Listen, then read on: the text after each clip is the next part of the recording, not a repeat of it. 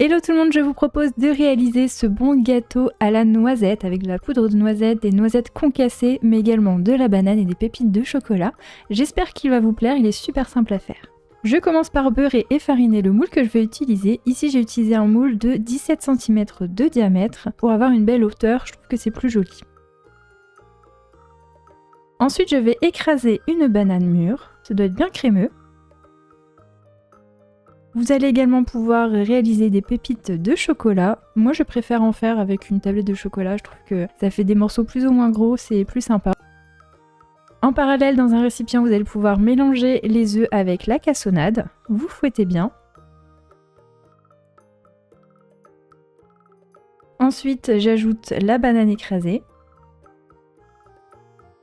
Vous mélangez. Il y aura toujours des petits morceaux, c'est normal. On va pouvoir maintenant incorporer la farine en tamisant et également la levure chimique. Et j'ajoute maintenant la poudre de noisette. Ici j'ai utilisé de la poudre de noisette complète, donc il y avait des petits morceaux volontairement, donc c'est pour ça que je ne l'ai pas tamisé, c'est fait exprès. Donc on veut garder le maximum de goût de la noisette. Vous fouettez bien. On ajoute maintenant le beurre fondu un peu refroidi. Et pour terminer, j'ajoute les pépites de chocolat. Vous pouvez les passer un petit peu dans la farine avant de les ajouter pour éviter qu'elles ne tombent au fond du moule si elles sont trop grosses. Je vais maintenant concasser des noisettes.